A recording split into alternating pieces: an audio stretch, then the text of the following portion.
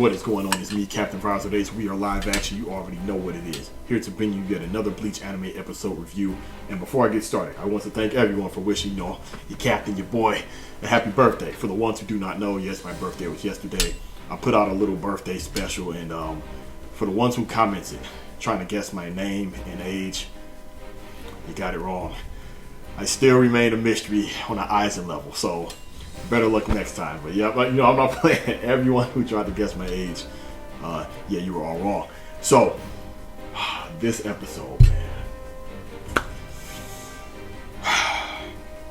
so many mixed feelings with this episode. It was bittersweet. Of course, the sweet is Bleach, and it's Bleach anime. We finally get to see these moments animated.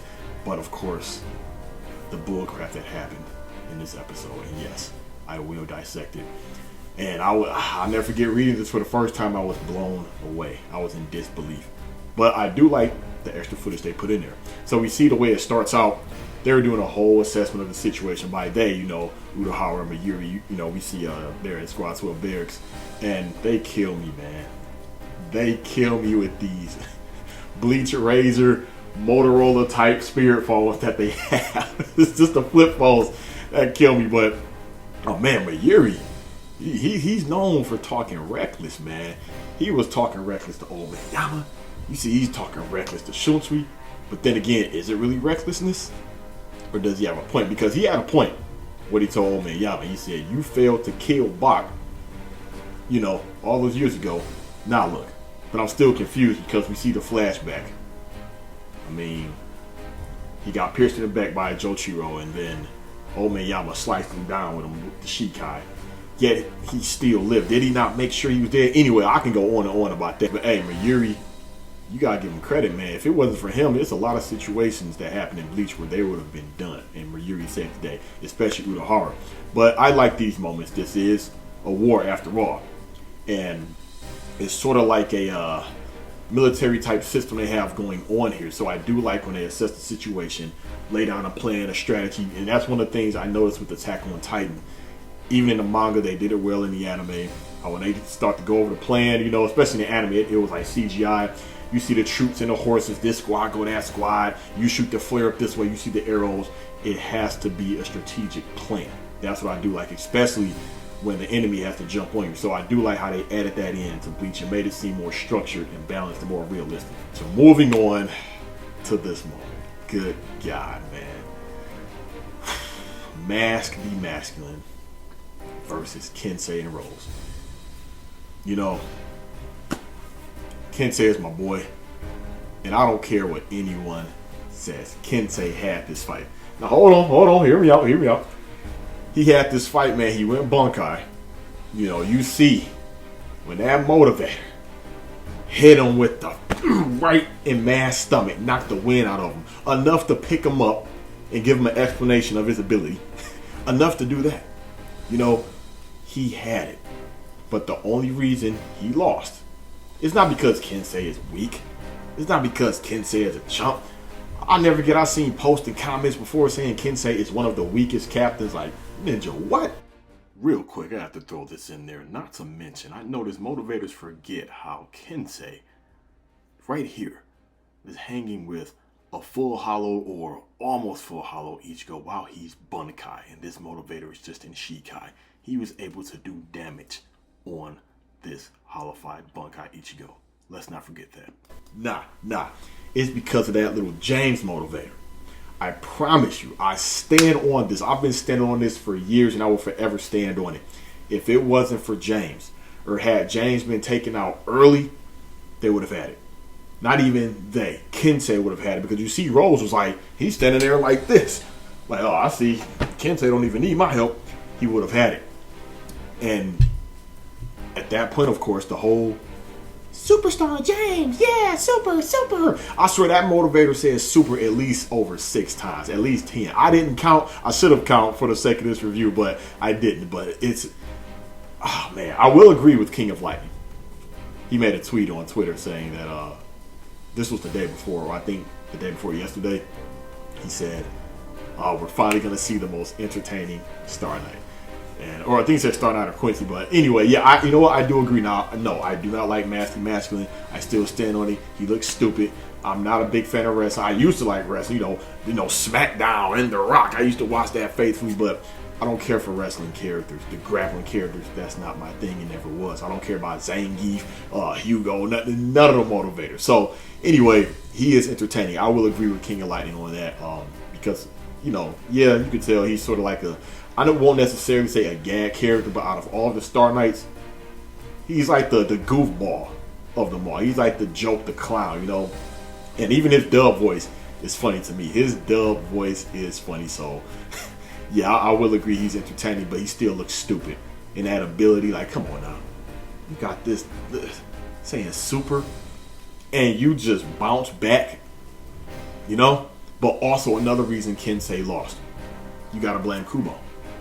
You see, when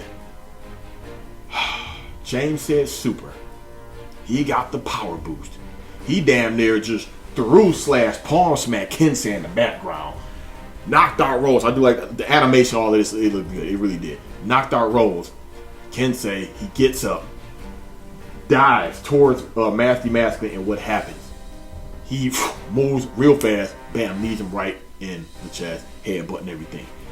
But when I first read that, I'm like, Kubo, this is the final arc. Everyone should go all out. This is war. How come you do not have these visors holofying? Like, come on. I'm like, Kensei, throwing the mask on. I mean, I get it. He was like, forget Shikai. He went straight to Bankai. But at least put the mask on. I mean, the mask with Bankai? I just don't get it. We've seen them do this before. Why you will put a mask on for some Gillians, you know, some Minnows, but not this motivator? Because if he would have donned the mask, to me, that would have been like, okay, this dude did this to me while I was in Bankai? Alright, no, hell no. I would have donned the mask and then dived at him. You never know, he probably could have got the one up on him.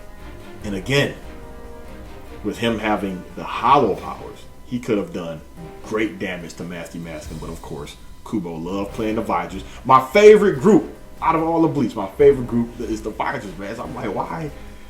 Whatever. So we see he takes out my boy Kensei, which it's just crazy. So, and we see Rose, man, takes out James.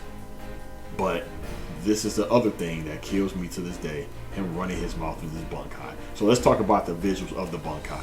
I like it, no complaints. They got it spot on. It just looks fantastic. I like the lighting, the water, the fire, everything.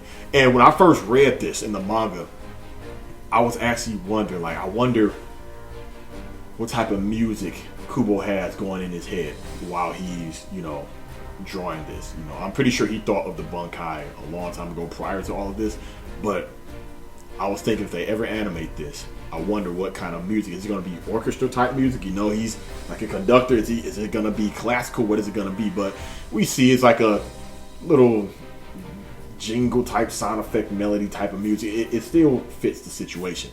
And he runs his mouth. I really wanted to see, what is it, the third act, the final death kill blow. And that's a very effective Bankai, seemingly. Like, you seemingly get all wet, just getting all tore up with the water. Then you get burnt. What was the final shot? Was he going to go like, then your heart stop? Your head blow up? What was going to happen? Was those giant hands behind him, or they're going to, we will never, ever know. We just won't know. Because he ran his mouth. And it's crazy how he was focusing on with what Rose was saying. I mean, this guy, he's confused. Looked like he was having a panic attack. You're getting bombarded by this crazy looking Bankai. You don't know what's going on. And he just put two and two together. Oh, here? Melody music? Okay. I first read that. I said, come on now. Come on. And so that's the weakness. I guess everything has a weakness. But come on now. And then the classic moment, which will never die. Of course. The star right in the chest. And God. I'm like, this motivator just dropped 2 captains solo. But again, You know, that James bull crap. Renji shows up, stops the blast again because we see Rose, he survived. You know, he was on death's door. Renji shows up, deflects it, and finally they are back, Rukia and Renji. I do like the fact they added in the extra scene. Rukia grabbed. I mean, in the manga, yeah, you see her grabbing, you know, Rose and Kensei, but now we see her take them all the way, you know, to the air. She's flying, you know. She's trying to figure out how they're going to get healed. You know, the enemy is everywhere. Then she senses, you know, Asane's Ryatsu, and she takes them there, you know, Squad 4, etc., etc. I thought that was pretty cool. And on to the Renji fight with Masky Maskman. I was so glad Renji took this motivator out. Now, yes, Renji is one of my favorite characters as well. I like him more than Kensei a little bit. And yeah, it was perfect. It was justice because we see how Masky Maskman jacked up Renji in the beginning. So it was like a perfect rematch type of thing. And I think Renji, he wouldn't have had this if he hadn't taken out James. No, if Mask didn't take out James. Because we see, yes, Renji, that's what gave him the advantage in the first place. He was able to take out James early on. Because, and it's weird. It seemed like he figured it out, or he just didn't care about James. Like he like, okay, who is this motivator? He's not an ally. He gotta be with him. He's out there. Or unless when he was on his way, he was able to see, okay, James keeps bringing this motivator back. He keeps boosting him, etc., etc. Because look at how Yumachika, Ikaku, and Shumsui, not Shumsui, Yumachika, Ikaku, and Hisagi, look how they reacted when they seen James. They could have took him out, but they didn't. Look at how Kensei and Rose reacted to James. They could have took him out, but they didn't. Eventually, Rose did, but you get what I'm saying. Hisagi went to warn Kensei about James. Had they have known this prior, the whole battle would have went completely different. And so, with James just multiplying all these other little naked, tiny baby Jameses, you know, we see when Masky Masculine goes up in the sky, you know, has his new final holy form, still looking stupid. I don't care. The lighting and CGI and visuals look real good. I will always say that. And this is why I like the anime, because in the manga, I thought when he went in the air, he did the pose, and I thought he just shot a giant version of that star beam, and it just made a big cutout in the ground like it did in Rose's chest. But we see it was actually just like a big ass energy star coming down. And of course, he took out all the Jameses. I thought that was funny too. He like, huh? Super? Wait. Then he just took him out. But of course, he goes on to say, no matter, we're one of the same. Fan and the star. Hey, as long as I'm alive, you will come back to life. But I think that's why Renji had it. That was one of the reasons. Yes, Renji did go through training. He's strong, etc. He got the new trusted true Bankai. But the thing is, how would that would have went if James was still there? Think about it. So what I'm saying is, people just getting on Kensei. It's because if he would have taken out James, Kensei would have had it. And if James wouldn't have made, if Mask would have accidentally killed James, hey, how would that would have went? Renji, he still would have went Bankai. The baboon hand, I think this how it would have went. He would have grabbed Mask, crushed him up like that. And I like that. That's sort of like the karma thing. What he did to Kensei's arm, broke his arm. You see Renji, and he all twisted him up. I love that part. When he crushed him and threw him into the building, what would have happened? You can do it, Super! Come on, Super! Next thing you know, yeah, then he probably would have just overpowered Renji's Bankai. Because so far, we only seen one technique of Renji's Bankai. Just one. You know, like, which I think is cool. And I did notice, though, in the manga, from the side view, when he pierced Mask, you do not see a tail. But in the anime, you see the tail. And man, when he activated his Bankai, let's talk about that. I love the extra. See, this is why I have faith for Ichigo's Bankai. I have faith. I think this is what they might do. I think I mentioned this before. Mark my words. Watch. Yes, I don't think he's going to rewrite it to where he actually goes Bankai and use the ability on Bak. I think what's going to happen is that Kubo is going to show us what it can do through Bak's vision. Like, oh shit, that's what's going to happen? Nope. I think that's what we're gonna see.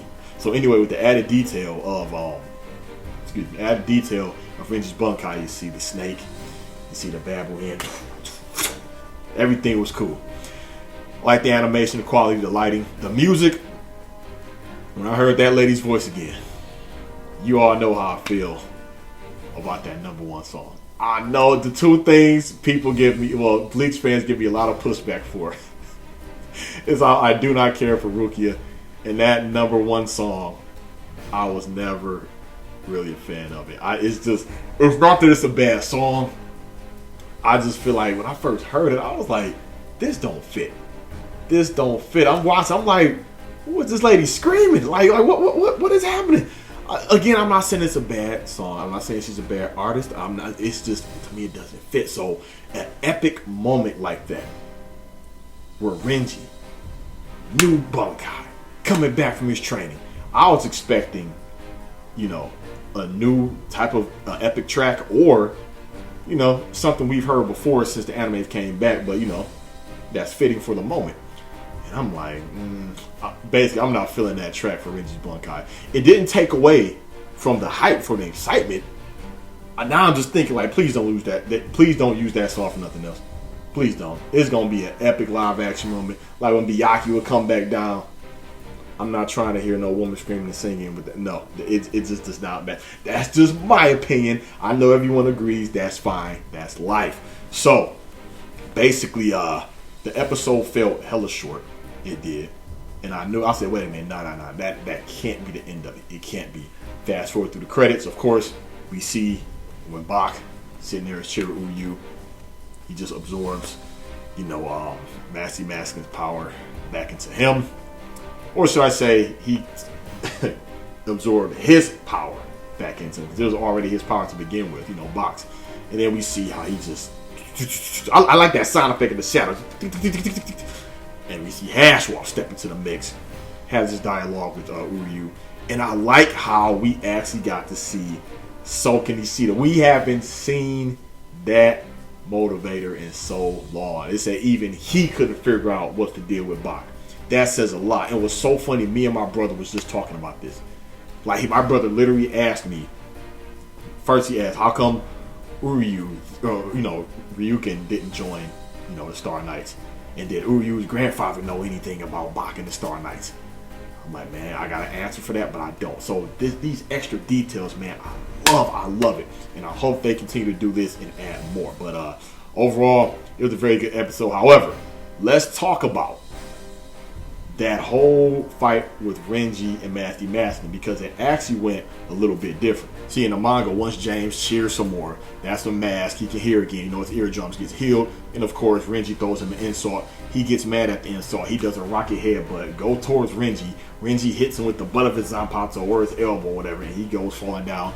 He gets mad about that. Of course, he does the death punch, hit him with a barrage of punches, but I don't even think he was hitting Renji. At one point, a little bit to rewind it, Renji, he grabbed, his fist as well. Then he started hitting him with the barrages of punches, and that's when Renji sliced up James. I like how he sliced him up in the manga. I mean, it's cool. He still sliced him up in the anime, but it was just a quick horizontal slash. And then that's when he goes on to slice Mask across, the waistline, the abdomen. But I think maybe they took that out in favor of the Rukia footage. I don't know. I could be wrong, but I mean, some may like this, some may not, because there are moments in the manga where the character can look that much more stronger because he does more impressive things or feats, and they can remove that out of the anime.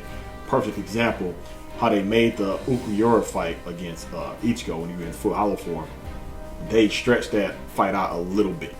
And to me, I'll never forget when I read this comment, and it just stuck with me forever. How someone said they didn't like that because it made it seem like Ukuyura could just hang with full hollow Ichigo. Yeah, the fight wasn't that long in the anime, but in the manga, you read it in the manga, it was over like that. But having Ukuyura be able to hang with him, it sort of like kind of slightly watered down or downplay the power and the speed, and epicness of full hollow Ichigo. It didn't it didn't tarnish the whole moment, but the manga did it better in terms of showing how much more stronger for how Ichigo was than Ukuyura, even in that form. But if you ask me personally, instead of cutting right here, Renji, he should have went for the head. We all know where that's from. But yeah, overall, real good episode. I liked it. They still took out a couple of pounds. It was a little goofy moments, Masty Masculine, moving his finger like that and like, oh, you're the one I drop kicked. They had the little flashback panel. They removed that. That's fine, cool, whatever. What I do like was when Renji got launched. I do like how that looked. And it looked like Masty Masculine. He was doing that, the Superman, hit him, fly at him, hit him. You know what I'm talking about. You all know what I'm talking about. So I thought that was pretty cool how they did it. And man, one of my favorite moments, I'll never forget this. And I just love this in terms of just how things work in Bleach, because this is very important, man. I love the spiritual aspects of Bleach. How they showed that little quick flashback. Ichibe was talking to Renji. He was like, hey, this whole time, he was only telling you half of the name. And that's when Renji was like, ain't no way. We've been fighting alongside each other this whole time. And that was like the wake-up call for Renji,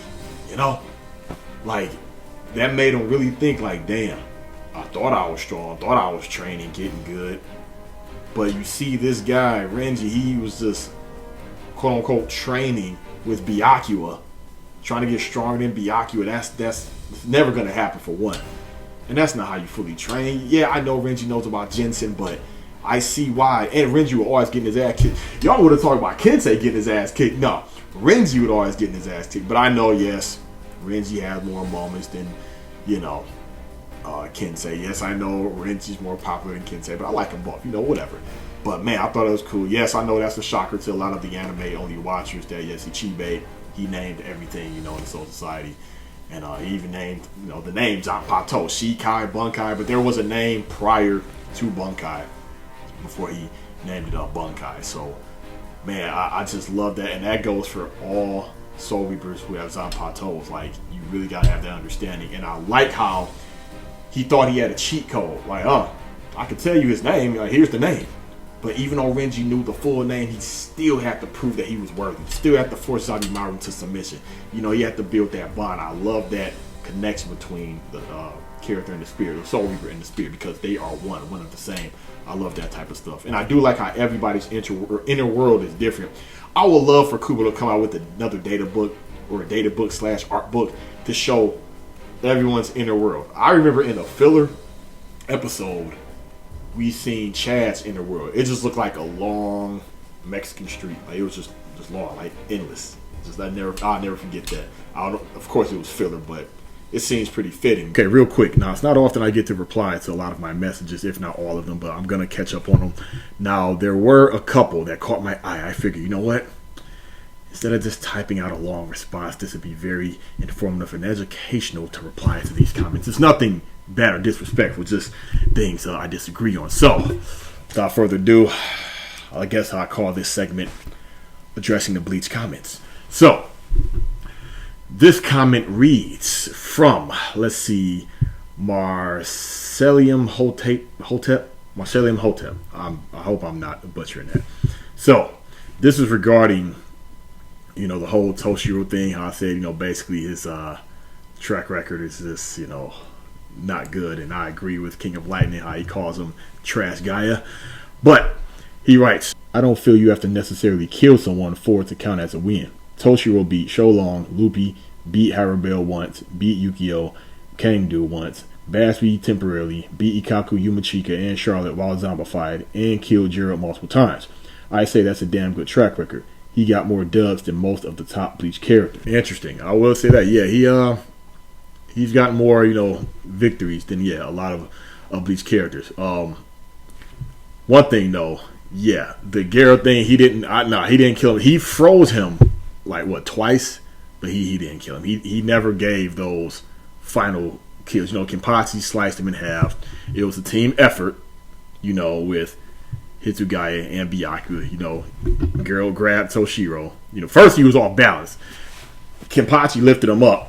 He was holding Toshiro. He went, he got froze. Then Byakuya used this new technique, popped his head. The end. Of course, that didn't kill him, but so we can't all give that to Toshiro.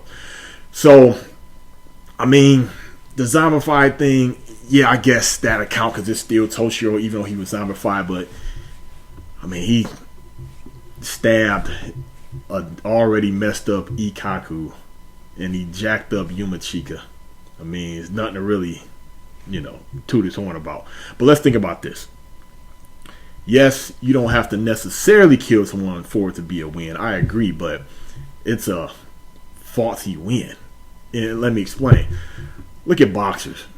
I'm pretty sure most boxers, if not all, they go into that ring with the intent to knock the motivator out. But guess what? You can still win without knocking someone out. There's boxers out there. Matter of fact, this showed up on my feed. Some female boxer, she was like gothic. Yeah, green and black hair, gothic makeup.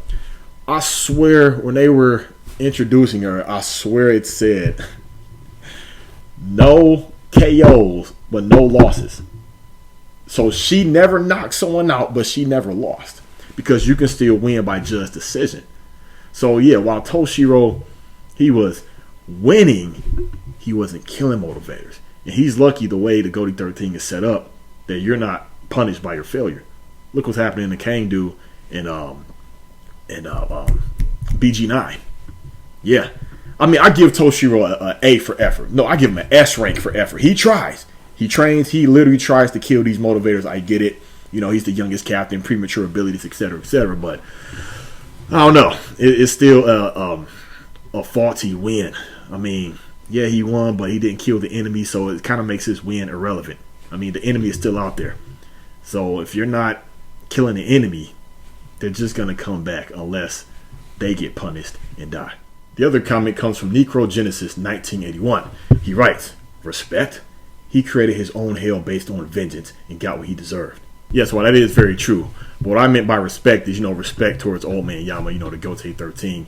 And one could argue that they're all fighting fueled by vengeance. I mean, yeah, he went to seek out that power because it was definitely needed. But I think, I could be wrong, I think Kumamura, he would have seeked out that power regardless. They see how much more stronger these Star Knights are, so he would have went to seek out that power regardless. Yes, I get it. He went to seek out that power to get revenge for Old Man Yama, specifically towards Bach. However, he also knew taking out Bach, the war will be basically theirs. Basically, for the most part. That's debatable. That'd be for another topic in the video. But yeah, that's what I meant by respect. And again, they were all fueled by vengeance. Look, they showed up in Soul Society. Look at the history between Soul Reapers and Quincy's anyway. Quincy showed up in Soul Society. Look at what they did. So many comrades died, the destruction, chaos. Everyone in the Gote 13 was fueled by vengeance and revenge. He's not the only one who felt something when Old Man Yama died. They all wanted to get revenge. Okay, final one from Sandro, 30th49. First, he writes, my brother, it's great seeing you in the captain outfit. Yeah, man, thanks for that. It's of course, it's great being back. I can't wait for the next curve, don the captain's robe again because I'm going to do this, all the way up into the Bleach anime. It's just done. Even when they come back with, little specials, or hopefully if they animate the novels, yes, I would definitely be, reviewing those. He also writes, it sounds like you're taking lots of shots at DBZ, but why? It has a lot of tactical tag team fights. Goku/Piccolo versus Raditz and Goku/Vegeta versus Kid Buu. Ring any bells? Now, of course, yes, we all remember those moments. But in terms of the tactical levels in DBZ, there's only so much they can be tactical. When it comes to how things are set up in DBZ, and what I mean by how things are set up, yes, there are a lot of techniques, but the main focus of the ability is ki or chi, whatever you want to call it. Just energy based. Energy. Either throwing it from a finger, one palming it, two palming it, the classic Kamehameha, whatever the case may be. Now, I'm not saying every single character in Dragon Ball just shoots energy, but damn near all of them do. Even the freaking androids. Yeah, they gave an explanation about that, but still.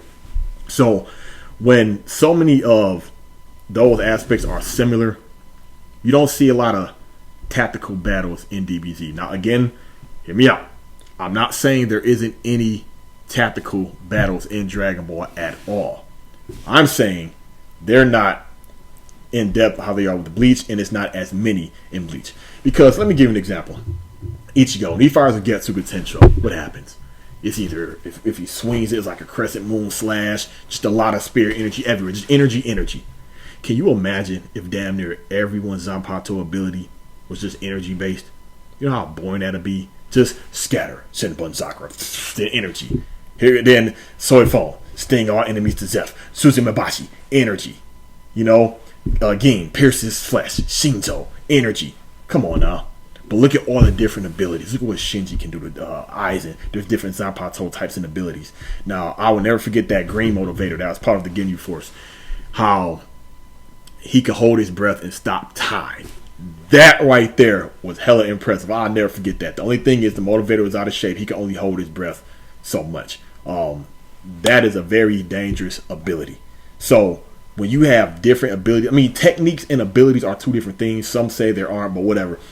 When you have different abilities, you know, going up against other different abilities, it's almost sort of like chess. Two people shooting energy. It's just a matter of whose beam is going to get bigger and who's going to have the better beam clash.